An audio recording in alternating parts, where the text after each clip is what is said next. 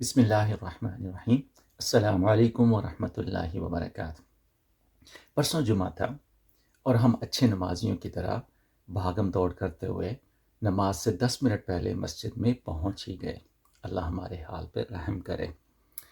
لیکن انہی چند منٹوں میں ایک بڑا کرم ہوا کہ جو خطیب تھے ان کی ایک بات نے تو ہمیں جھنجھوڑ کر رکھ دیا، اور ہم جو زندگی کو سمجھنے کی بڑے عرصے سے کوشش کر رہے تھے، ایک ہی فکرے نے وہ سارا مسئلہ حل کر دیا۔ آئیے آپ سے بھی شیئر کرتے ہیں۔ تو انہوں نے ایک پرانے تھیولوجین یعنی ایک مذہبی اسکالر کا ایک مقولہ بتایا جو میں یہاں پہ لکھتا ہوں تاکہ یہ ہمارے دل و دماغ میں نقش ہو۔ تو خطبہ جو کہ انگلش میں تھا، تو وہ کہتے ہیں کہ God created you for himself and he will not let you be happy with anything else۔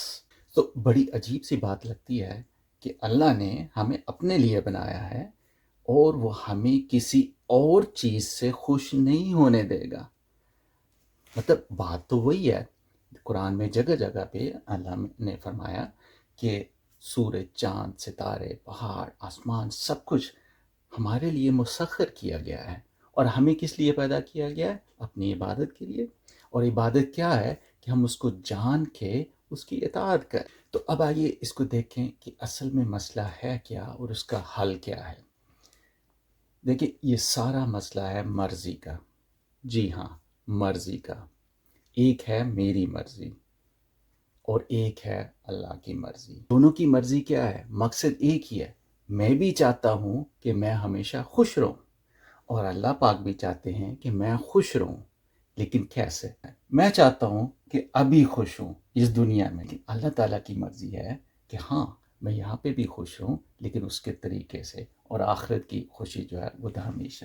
تو اس کی مثال ہے کہ انسان جو ہے، ہمارا جو وجود ہے، یہ ایک گھر ہے جس میں اللہ نے ہمارا جو دل ہے، یہ اس کو ایک تخت سمجھ لیں جو اللہ نے اپنے لیے خاص کیا ہوا ہے۔ تو اگر ہمارے دل کا اللہ سے رابطہ ہے تو ہم خوش رہیں گے۔ اللہ تعالیٰ نے اس گھر میں ہمیں ایک خادم بھی دیا ہوا۔ تو یہ خادم کیا ہے؟ ہمارا نفس۔ نفس کو سمجھ لیں ہماری جو خواہشات ہیں، اس کے ذمے گھر کی دیکھ بھال ہے، اور ساری صفائی ستھرائی جو ہے وہ اس کی ذمہ داری ہے۔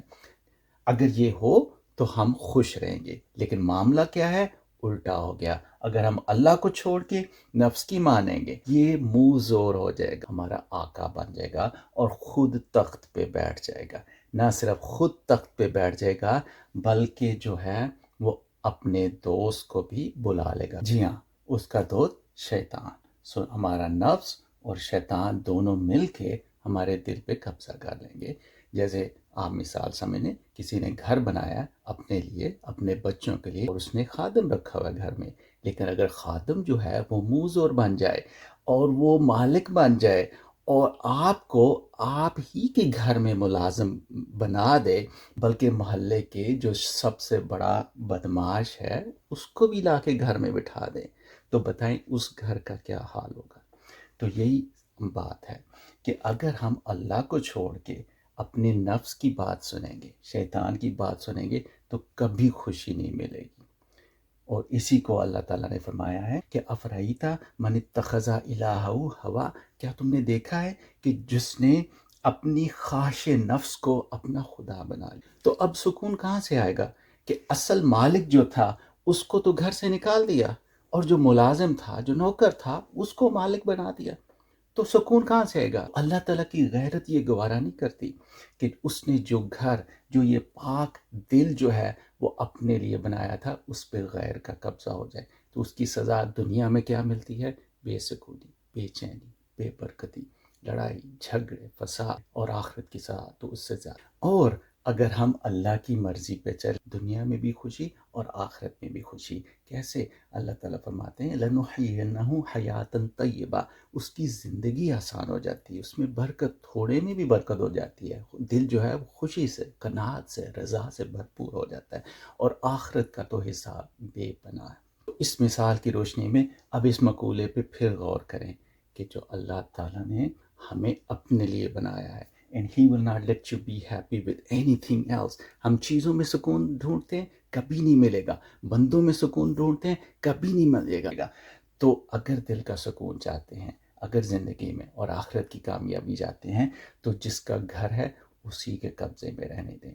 والسلام علیکم ورحمۃ اللہ وبرکاتہ۔